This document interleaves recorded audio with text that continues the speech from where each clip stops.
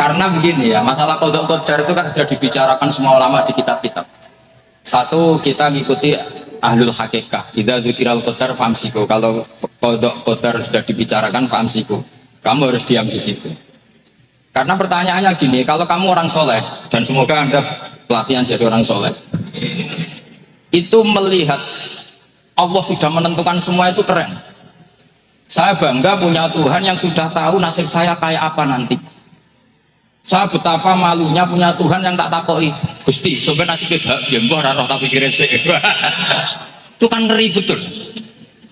Sehingga kalau kamu soleh itu pokoknya bangga kalau Allah sudah tahu apa yang akan terjadi. Nah soal kepanikan kita kan kadang, engkau nangis ngerti aku celoko, terus gunanya apa aku sholat, itu kesalahan kita. Kita kecewa kalau sekarang soleh, kemudian akhirnya tidak soleh, dan akhirnya kita masuk neraka. Kekecewaan ini namanya khalqun nafsi. Kita hanya mikir diri sendiri.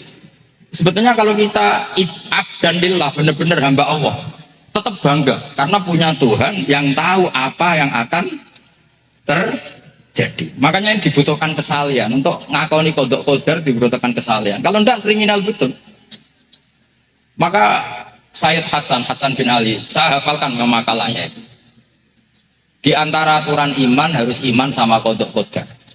Untuk menunjukkan innahu la yuqsa qurhan wa la yuhlabu qurhan, kata beliau, supaya kita tahu bahwa Allah itu tidak dimaksiati secara terpaksa.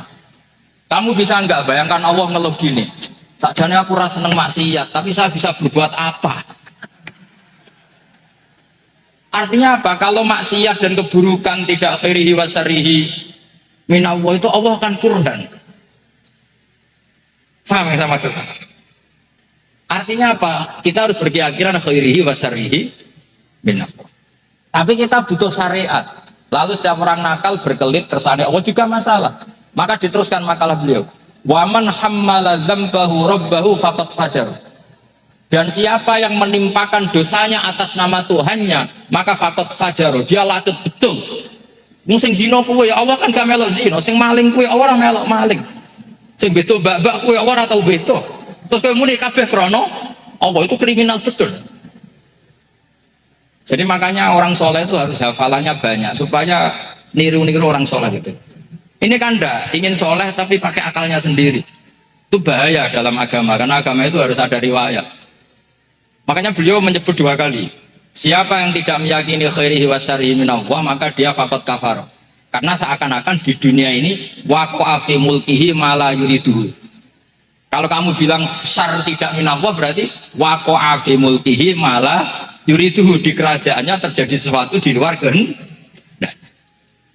Tapi waman hammala dzambahu rabbahu faqad fajar. Orang yang menimpakan dosanya ditimpakan karena Allah, maka faqad fajar. Dia latut betul. Allah tidak ikut maling, tidak ikut zina, tidak ikut korupsi kok.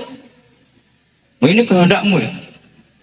Nah, kalau kamu bisa pahami itu, ya sudah jadi orang soleh saja.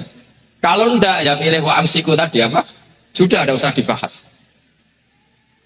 Jadi saya mohon semua yang dengar ngaji saya ini, yang enggak tobat supaya tobat, yang sudah tobat ditambahi ilmu, karena biasanya tobat ya karena enggak ngerti apa-apa, semua mikir. Itu makalnya Sayyid Hasan bin Ali, cucunya Rasulullah SAW, dan itu diamini oleh semua ulama. Saya pernah ditanya seorang rektor, enggak terima dosen, enggak terima mahasiswa, rektor. Tanya, Gus, yang benar itu Jabariyah apa Qadariyah? Jawaban saya lucu.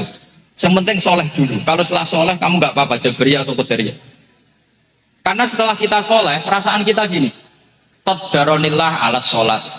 Saya bisa berbuat apa di depan kehendak Allah. Sehingga perasaannya orang soleh ketika mengatakan al-abdu majbur adalah mengatakan la haula wala quwata.